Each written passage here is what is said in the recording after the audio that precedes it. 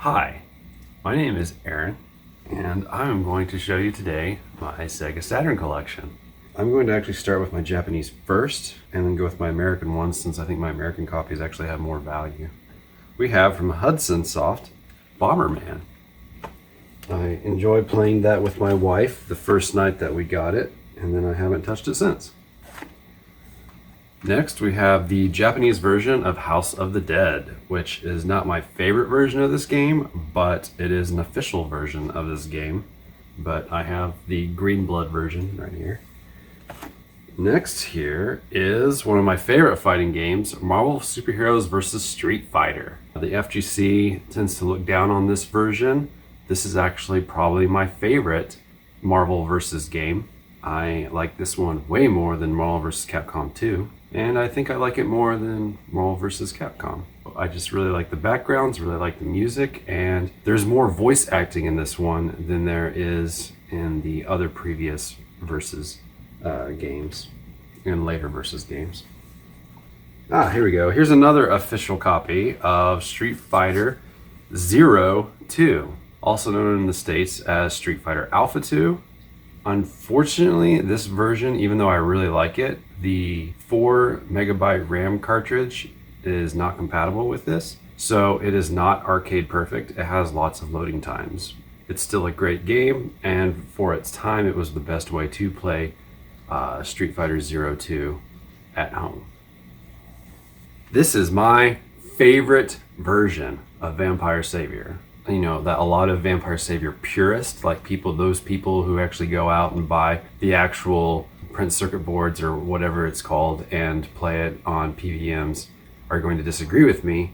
This is, I think, the best version of Vampire Savior, because even though it's missing some animations, it's almost arcade perfect, has 0 load times once you get the game started. And it comes with Donovan, which there's like 3 characters in this one that are missing from the arcade version of Vampire Savior. I just think that it's not a true Darkstalkers game if it doesn't have Donovan in it.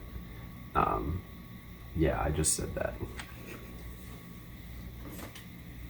And Real Bout Special. My wife and I really enjoy this game, and it is far from perfect with long load times. And the versus mode in this actually skips character select. You have to go to arcade mode if you're going to do character select multiplayer. They did that because there's actually way less loading time in multiplayer if you just simply if you use the version that comes with this game. I heard that the reason why the loading times are pretty bad in this one is actually because this is a port of the Neo Geo CD as opposed to a port of the Neo Geo AES or MVS. So since the Neo Geo CD was notorious for long loading times, that explains why this one also has long loading times. But the advantage of it being based on the Neo Geo CD is that it's got better sound, better music, quality of music, I mean, and it comes with Blue Mary's song at the end when you beat the game, which is only on the Neo Geo CD version. And since this is a port of that, that's why you get Blue Mary's jazzy blues song when you beat arcade mode. So that's a cool fact.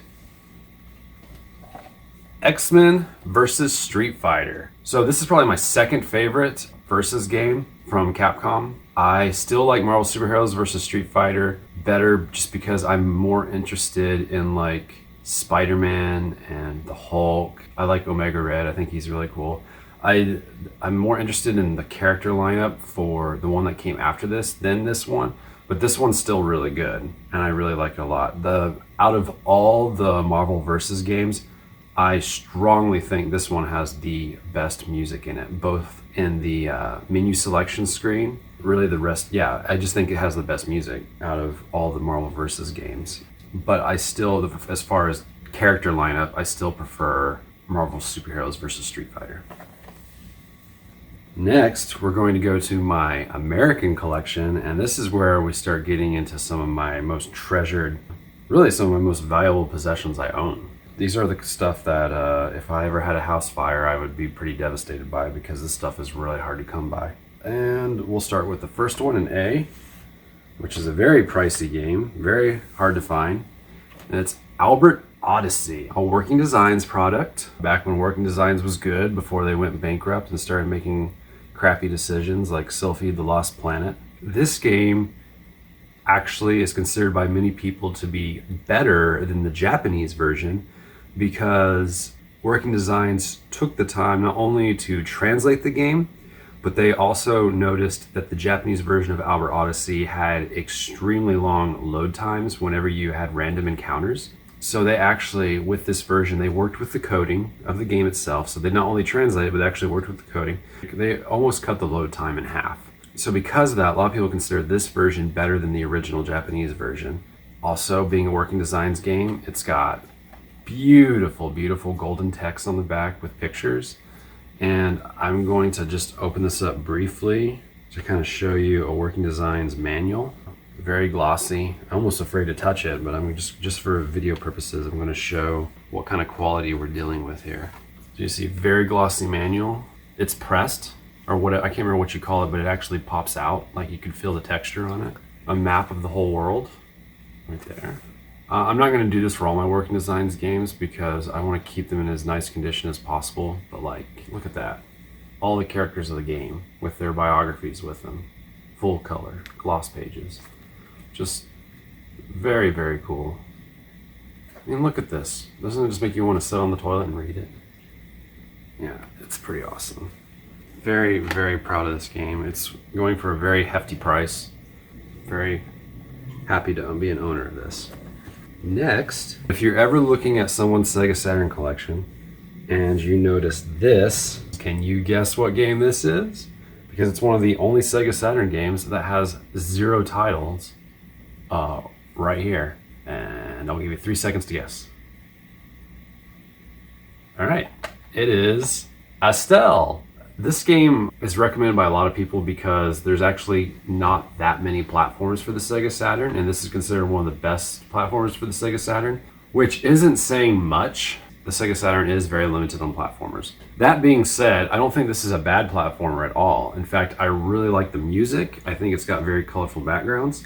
The game is a bit weird, and the protagonist is not very cool, which is why I'm not like super excited about this game, but I am proud to be an owner and a collector of it since it is a collectible.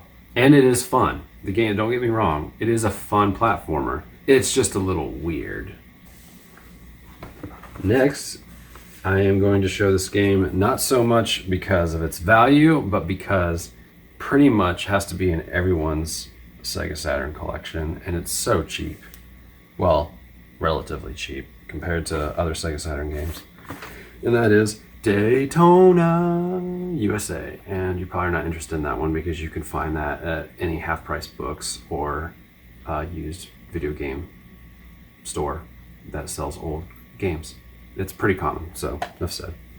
Next we have on our list here the Hard Trilogy, which you're probably not also interested in just because this also came out on the PlayStation 1. I enjoy this game a lot. I think it's really fun. I like John McClane's one-liners in it. As you know, there's 3 games on it. There's Die Hard, Die Hard 2, Die Harder, and then Die Hard with a Vengeance. My favorite of them all is the first one, just because I think it's kind of a funny third-person action. I like the blood in it and the screaming and the shooting and stuff. It's just really, really cheesy. It's not really gory at all. The second one is also very fun if you have a light gun. I actually prefer House of the Dead or Virtual Cop over the second one in here, but it's still entertaining. And then Die Hard with a Vengeance, the car one that's kind of like Taxi Driver before there was Taxi Driver.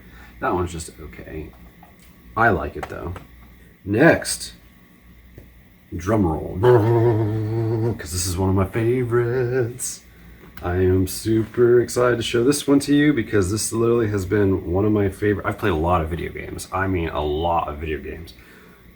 But I've never played a video game like this one. And it's super cool. And it is Dragon Force. One of the reasons this is my favorite video games is because it's got a little bit of Heroes of Might and Magic vibe to it, but it's nothing like Heroes of Might and Magic. And actually, I'm currently playing Total War Warhammer, and there's some Total War in here as well, but this game came out way before Total War. The battles are done in real time, and you can have up to 100 soldiers It says 200 on the back of here, but they're counting the enemy as well. So the enemy can have up to 100 soldiers, you can have up to 100 soldiers, and in real time, you can actually watch those soldiers battle it out on a battlefield. I am strongly suspicious that when Total War Shogun came out back in I think it was 2000, 2001, because that is a Sega game, the Total War games are a Sega game, I am very suspicious that they got their inspiration from this game, because you have huge, massive armies fighting it out in real time. I just realized something. The board game element of it actually is in real time as well, which is different from like Civilization and other board game type video games.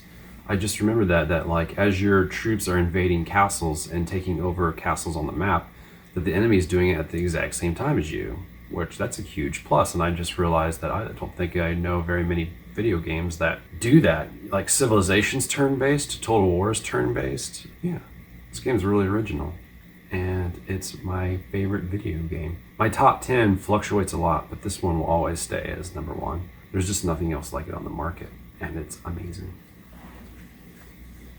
Next, another game that some of you might be interested in. This game's actually really gone up in price. You used to be able to get Fighting Vipers for like $10 to $20 back when I started collecting for Sega Saturn.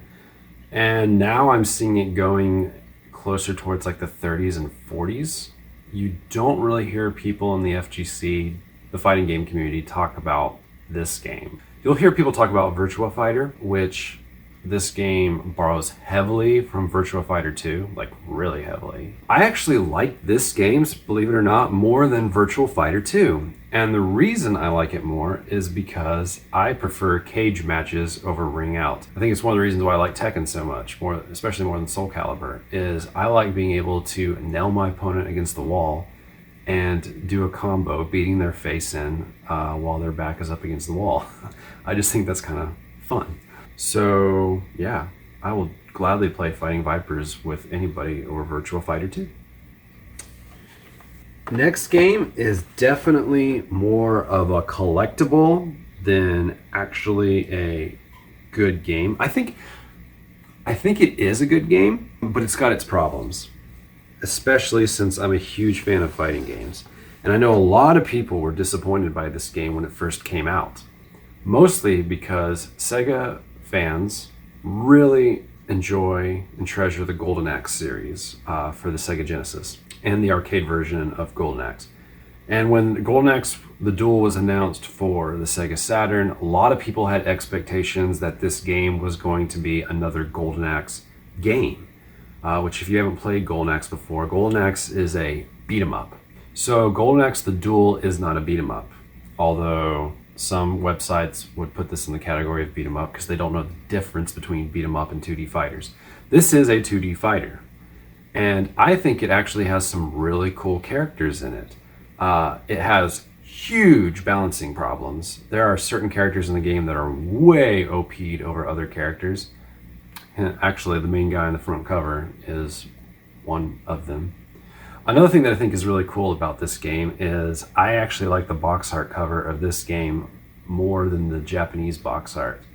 I just think whoever the artist was, someone asked him, hey, we need you to draw a medieval fantasy character that looks like a cross between Frank Miller's 300 comic books and some DC character. And so he's like, okay, I can do Frank Miller in DC and fantasy and draw this sweet looking dude with a red cape and a dark helmet and a giant axe and snakes at his feet. So I do think this is a super cool box art. And as a fighting game, it's not bad, but it's not great. It's not superb. But yeah, that's about all I have to say about it. Next one, I also like the box art on this one more than the boring Japanese version. The Japanese version literally was just a black cover, and then it had the words like Guardian Heroes written in a circle.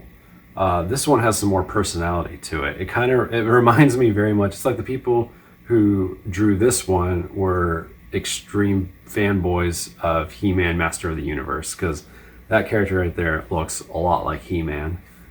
And with the castle in the background and the dragon and the skeleton warrior and stuff like that, it looks like He-Man Master of the Universe, which is very 90s, or actually I think that was 80s. As far as beat 'em ups, this is an extremely good beat 'em up. My only problem with it is that it's not the best version of this game, even though it's my favorite version, because of course it's on the Sega Saturn. But the game was actually ported to Xbox Live, and that version has way less problems. In fact, I don't think it has any frame rate problems, where when things start getting super chaotic on the Saturn cannot keep up with the combat, and the frame just drops. I mean, it goes from being a 30 frames per second game to like, you know, a slideshow. It gets, especially when you do magic spells. And I don't know how much of that is actually due to the effects they were trying to do for the spells versus just the limited capability of the Saturn hardware. It does tend to bother me when I'm playing it, because even though it's a great beat 'em up, it's like part beat 'em up, part RPG. Those slowdowns can really mess up the flow of the combat. However, it's still a fantastic game, and I highly recommend it if you can get your hands on it. The English or the American copy is very hard to find, because it is a very popular game, and it's a very fun game. For a collector, it's something I'm very proud to have in my collection. But we have another Working Designs game, the beautiful manual, pristine case, Working Designs logo, gold and yellow lettering on the back. Again, a beautiful manual, beautiful artwork. I'm going to just open this. Look at that Panzer tank right there on that CD. It's just, this game is just beautiful. And sadly, I have not put as much time into this game as I'd like to. I actually made a tutorial that you can check out on our YouTube channel for this game. On top of it being very complicated, I've read the manual from front to back, and the manual actually does not do a good job really teaching you all the nuances of this game. If you are familiar with Daisen Ryaku, this is Daisen Ryaku, but it's the World War II version of it. It was called Iron Storm by Working Designs because they thought that would sell better. It is a Japanese tactical war game. It's turn-based, that takes place on hexagons. One feature about this that is really cool is that your soldiers and your units in this game, if you're able to keep them alive, they gain experience for winning battles, and you can bring them in for the next mission, and they retain those experience points, which makes them better fighters, which is super cool. It gives it kind of an RPG element. If you've ever played Military Madness, it's very similar layout to that game. If you like war board games, and if you like World War II themed stuff, you will really enjoy Iron Storm. And just talking about it makes me want to put it in and start playing it again, because it's very deep. I got this next game because a lot of collectors recommend it. I actually ended up enjoying it way more than I thought I would. And I think it's a fantastic game, and I think it ranks right up there with the 2D Legend of Zelda games, and that is the Legend of Oasis. This is basically the Sega Saturn alternative to the Legend of Zelda series, and while that's putting it on a pretty high pedestal, I wouldn't say it quite lives up to the Legend of Zelda, but it is a very good game. If I had a choice between Link to the Past and this, I would definitely choose Link to the Past. But that doesn't mean that this game is bad by any means, because Link to the Past is one of the greatest games ever made. So the fact that this can be even considered in the same league with A Link to the Past makes it a very, very high rated game in and of itself. So if you like Legend of Zelda games, especially the 2D ones, this one should be right up your alley. Even though I like Vampire Savior more, I think this game is fantastic. It is slower than Vampire Savior. It is not played competitively like Vampire Savior is. But what I like about it is that even though it contains Vampire Savior characters, this one came out before Vampire Savior, it plays more like Street Fighter than Vampire Savior does. It's more methodical, it's very footsies heavy, but it's got Donovan in it, and it has a whole bunch of other really cool characters. Unfortunately, being a Capcom game, not a Working Designs game, it's not colored. Night Warriors, the Darkstalker Revenge has, it's got Donovan, Hinsenko, Dimitri, John Talman, Lord Raptor, Victor, Morrigan, Anacharus, Bishamon, Felicia, Sasquatch, Rukio, Hutzul, or Phobos. Phobos is one of them. There's Phobos right there. He is in the Sega Saturn version of Vampire Savior, but he's not in the arcade version of Vampire Savior. We got Pyron. Whoa, he looks way different in that one. He looks like a giant. He looks like a creature in the background of Vampire Savior. You know what? You probably don't care. So we're going to move on. But yes, Night Warriors Darkstalker Revenge is a fantastic game that plays more like Street Fighter than other Vampire Savior entries. This game is fairly well known. It's often recommended for the Sega Saturn. I actually enjoyed this a lot more than I thought I would. I don't consider it on par with Sonic the Hedgehog. Sorry, I love the Sega Saturn. It's my favorite console besides the PC, which arguably is not a console.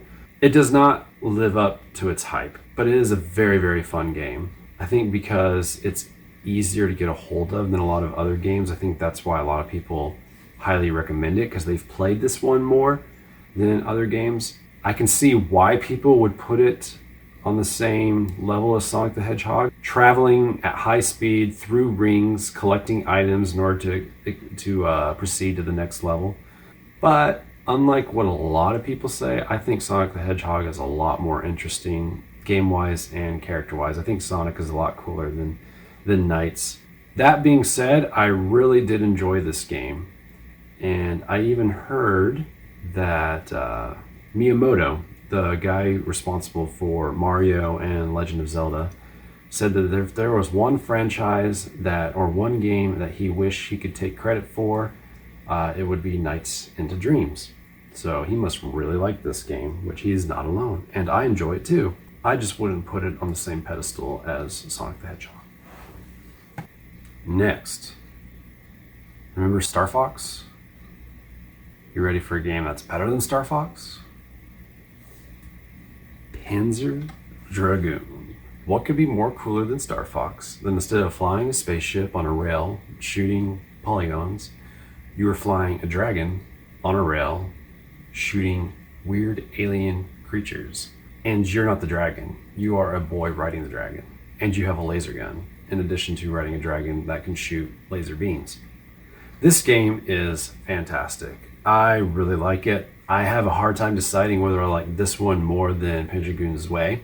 I think this game actually has better levels than Panzer Dragoon Zwei, but I really like the upgrading system where your dragon evolves depending on how well you do in Panzer Dragoon Zwei. Now, before I go any further, because I'm sure you guys are probably wondering, I do not have Panzer Dragoon Saga. So once I go through Panzer Dragoon and talk about it and go through Panzer Dragoon Zwei, if you were waiting for me to pull out Panzer Dragoon Saga, you're going to be disappointed. So I'm just going to get that out of the way. I don't have it. I am currently playing it. I'm not going to tell you how I'm playing it. You'll have to talk to Ranting Spider-Man about that.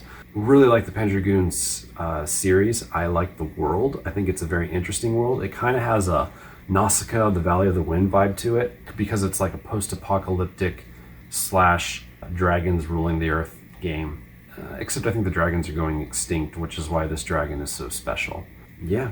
So I don't have too much to say other than that I really like the Panzer Dragoon Saga series, which, leading up to that, since I've already brought it up, I'm going to talk. I don't have much to say about Panzer Dragoon 2 Zwei. Like I said, I like the upgrading system in this one better than the first one. I'm very shocked at how the price on this game has skyrocketed since when I first bought it. This game has tripled in price. Panzer Dragoon Saga has actually tripled in price, so I'm very excited to own this game as well. I've heard people use this phrase before, and I think this is actually a great way to describe this next game, and that word is dumb fun. If you want a perfect example of dumb fun, I have it for you right here, and that is Primal Rage. Interesting thing about Primal Rage is, first of all, this game has long load time, so it's not arcade perfect. However, it looks way better than the Sega Genesis version. Graphically, it's much closer to the arcade version than the Sega Genesis version was, so it's got that going for it. The reason why I say it's dumb fun is because it's super entertaining to play a fighting game where you can be either a gorilla or a triceratops or a raptor or a T-Rex and just like tear the crap out of each other with your claws. And the combo system's pretty silly. The whole game is really silly, but it's really fun. And that's why I say it's dumb fun, because it doesn't have the depth or the tight controls or the competitiveness of, say, like a Street Fighter game or an SNK game.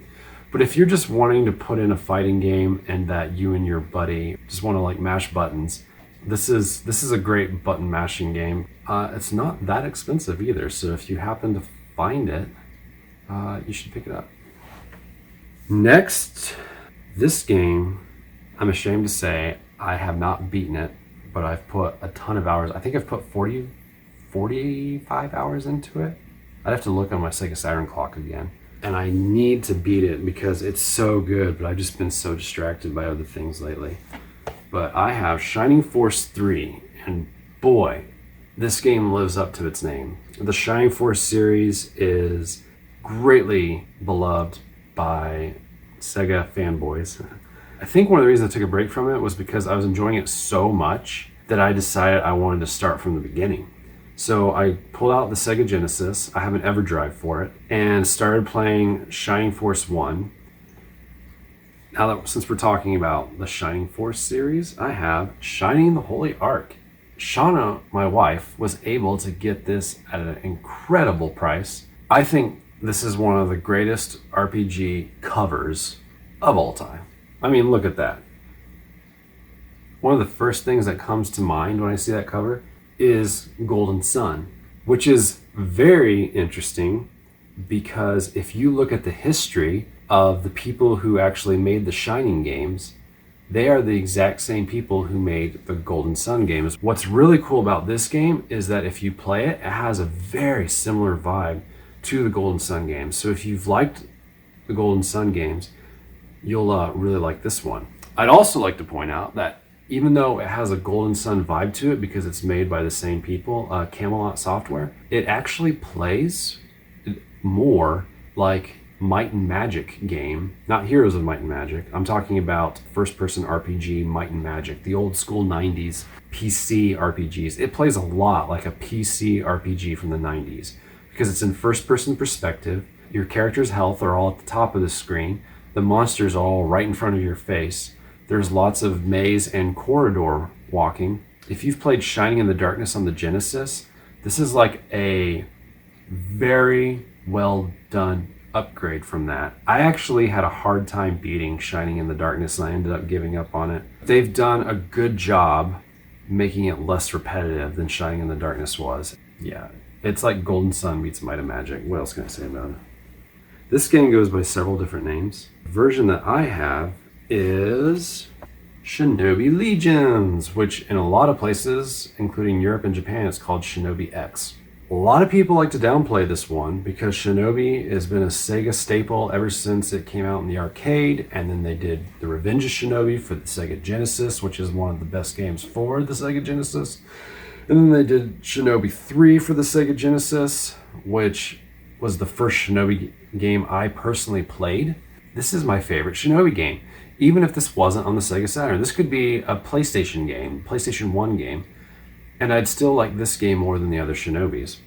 The thing that makes this game stand out to me more than the other Shinobi games is that Shinobi the arcade, Revenge of Shinobi, and Shinobi 3 rely extremely heavily on shurikens. It's literally just a side-scrolling platform, almost run and gun. While that's fine, I don't have anything against the previous Shinobi games. This one relies way more heavily on swordplay than it does shuriken shooting. I'd say this one plays more like a Ninja Gaiden game than the previous Shinobis, because the previous Shinobis, it was all about throwing your shuriken. As long as you had shurikens, throw it.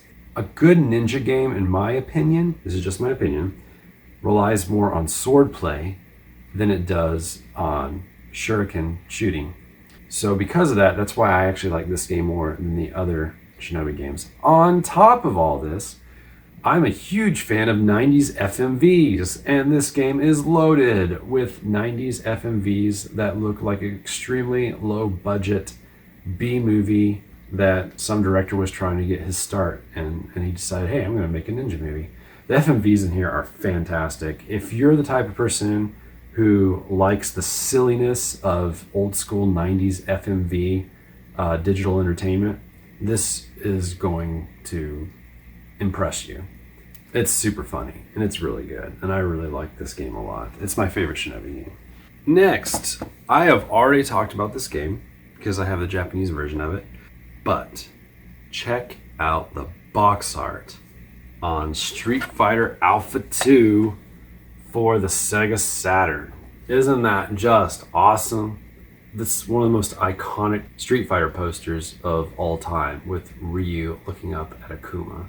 When you see that, it just makes you want to play Street Fighter. It's so good. The American version is way better than the Japanese version. Oh, I see what they did. Okay, interesting. I wonder why the Japanese did this.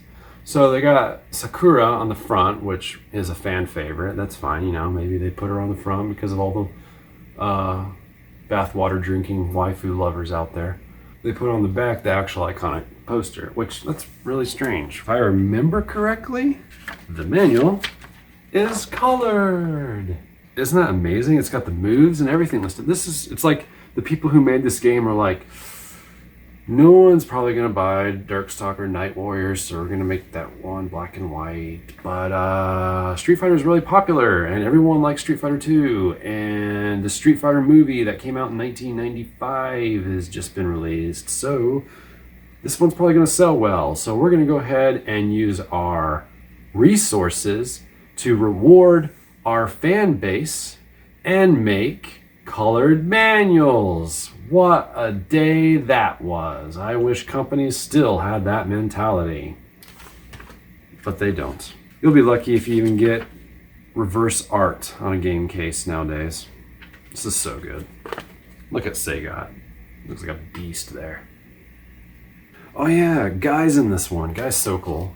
Okay, you guys don't care about that. Moving on. Soviet Strike. This game also has FMVs that I find hilarious. You should check them out. I really like this game, but this game is not for everyone. Mostly because it is extremely difficult. I played it and played it and played it, trying to beat the first 2 levels. I succeeded at beating the first 2 levels. I got stuck on the 3rd level, and finally I was like, I don't know if I can keep going. All your missions have a time limit. If you do find this for the Sega Saturn, I highly recommend it, because I think it's super fun. You might not like it, but that's okay. You can always sell your copy to me. Next, this also came out on the PlayStation 1, but it makes a great debut on the Saturn as well. The Saturn's great at 2D games. And that's Super Puzzle Fighter 2 Turbo, which is one of, I think actually, this is my favorite puzzle game. Pretty much, I consider any puzzle game where you've got blocks at the top of your screen falling down to the bottom of your screen, and you have to arrange them in an order that makes your opponent trip up. A puzzle game that mimics itself after fighting games. Ultra Game Player, December 1996, called it the puzzle game of the year. So, next, Virtual Cop. Yeah, I don't really have much to say about it. I think I actually like House of the Dead more. It's just a fun game. If you like light gun games, have a friend over. Virtual Cop 2. I think this one's better than Virtual Cop 1 as far as level designs go, but it's the same thing. You take a gun, you point at your TV screen, you pull the trigger. You know, just like you would playing cowboys and Indians. Except this is cops and robbers. Virtua Fighter 2. Very beautiful game. Very colorful game. Fighting Vipers is better. 60 frames per second. Hey. One of the most optimized games for the Sega Saturn. That's about it. And finally, I wish I could end this with a huge bang of like, and here is Magic Knight Rebirth, or here is Panzer Dragoon Saga. But we went in alphabetical order, and none of those start with W, X, Y, or Z. So I'm going to end with World Series Baseball 2. I'm going to end it with Sega Sports World Series Baseball 2, mostly because I was told that this is one of the best baseball games ever made. I don't know because I don't play that many baseball games. It is entertaining, but I never feel like playing it. I would love to hear in the comments what Sega Saturn games you would recommend. If you have played the Sega Saturn on an emulator, I would like to know what is the best emulator for the Sega Saturn. I have a Raspberry Pi. It would be cool to be able to play Sega Saturn games on it, but I have not heard of a Sega Saturn emulator that's any good. So currently, I'm very thankful that I get to own actual Sega Saturn with these games. But I am interested in what games you would recommend. I've heard mixed stories. Is Magic Knight Ray Earth any good? Other than that, thanks for watching, guys, and I hope you have a great rest of your life.